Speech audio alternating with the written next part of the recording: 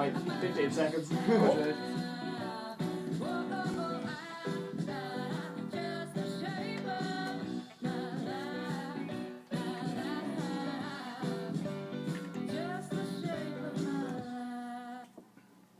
Brand new single there from Them Fools, and it's called Shape of My Life. And guess what? It's going to be released on April 1st, which is April Fool's Day. How appropriate for Them Fools.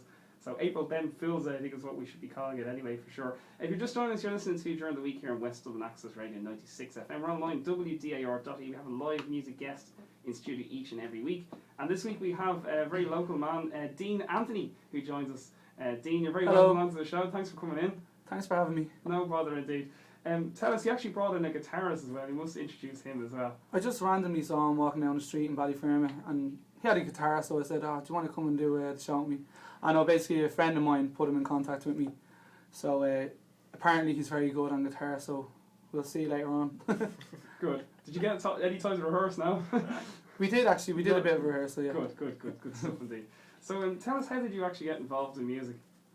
I'm singing since I was about 13 or 14. I basically was in a kind of a boy-girl band, and I did pop showcases around Dublin, in Temple Bar Music Centre and other places like that, and some down the country as well.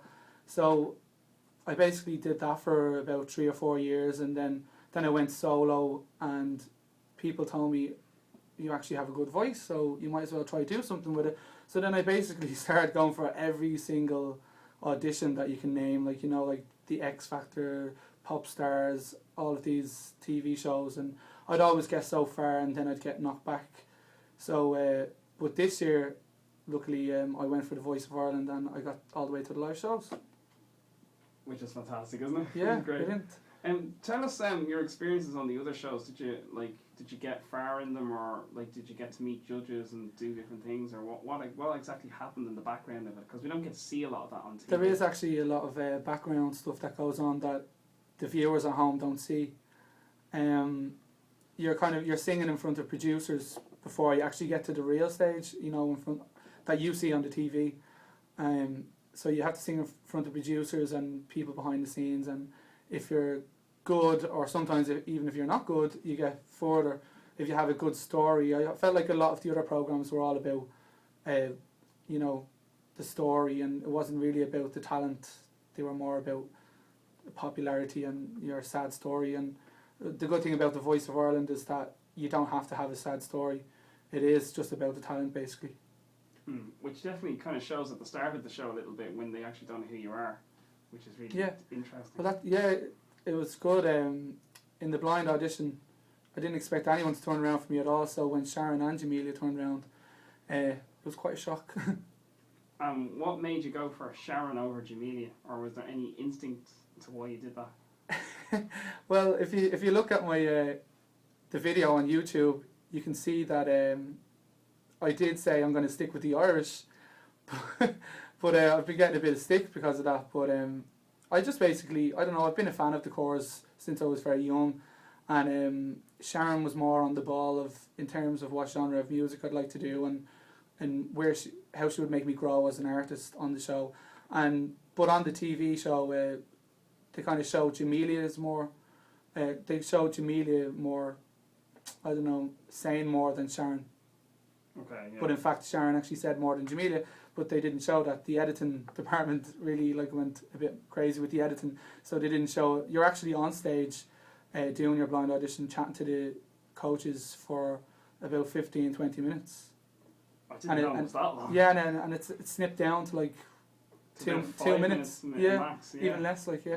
Okay, so basically, we even us as viewers, we're not actually getting to see what is actually really happening, the emotions of each coach and yourself, and we're only getting to see little bits or the highlights, like watching Match of the Day when you're watching the football in the Premier League. We miss certain incidents that we don't get to see. Yeah. Isn't that kind of what we see in the Voice of Ireland? We get the highlights, especially in the pre-recorded stuff. Yeah, well, they do edit the show a lot, so you do get to see, I don't know, the best parts. Some people you see breaking down and crying and stuff, but you have to kind of hold it together. When I did the first live show there 2 weeks ago, I actually had a panic attack before I went on stage. So I had people trying to make me relax and calm down, but I was thinking it was going to do something to my performance. But luckily, as soon as I got out on stage, just all the adrenaline and everything kind of makes you perform at your best then. I think everybody gets that sort of nerve-wracking tension before they go on stage anyway. For Yeah, a well, live performance. I think it's natural, Yeah, isn't it? it's natural, yeah. So there's nothing to fear, nothing to worry about when you're actually No, going it's on if you don't get butterflies or feel a bit nauseous before you go on stage, then there's something wrong. You know? There's something up, there's something amiss there. Yeah. And it's only natural to be like that in a way. Tell us about other things that you've done in music. You were in a Westlife tribute band. Can you tell us a bit about that? Yeah, I'm actually still in the Westlife tribute band. We're kind of Take That / Westlife. It depends what people want. We do a 2-hour show. We come on as Westlife, do an hour, and then we take a 15-minute break and we come back as Take That. We're in different clothes. So we do shows. We've done Trabolgan.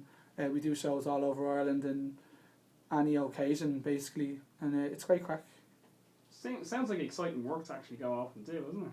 Yeah, well, I was a fan for many years of Westlife, but since I started doing the Voice of Ireland, and Cian hasn't been very hasn't liked me very much and gives me 6 out of 10 in the scoring. I don't know, I'm a bit turned off Westlife now, I have to say. Well, funny enough, the other another Ballyfermot contestant is Andy McAnuff, is it? It's my cousin, yeah. Yeah, he's your cousin. That's Yeah. interesting now. It's funny because he now loves Westlife because he got picked by Cian Egan, which is kind of funny. Yeah, he said I'll never slag Westlife again. Yeah, I just find that funny. But he seems to be getting on well on that, doesn't he? He's still Yeah, well, I know. Yeah, well, Cian has to be kind of nice to his own contestants, but he's not really nice to any of the other contestants, unfortunately. But maybe if I was on Cian's team, he would have been a little bit nicer to me. But oh well. It's all a battle of the judges trying to win a certain talent show, isn't it? It comes down to that at the end of the day. Yeah, sometimes I think it's more like it's a battle between the judges, the coaches and not the contestants. Because the contestants are all best of friends, is what you. Yeah, we're all. Yeah, we're all best of friends backstage, and I went shopping with a few of the contestants there a couple of weeks ago, and they come over to my apartment for tea and coffee, and we all get along great. It's the usual banter that you get, isn't it? Yeah, and there's no like horrible people. I'm going, I hope you get knocked out, or I'm going to do better than you. I hope you go next week. We all actually really want each other to do well, Yeah.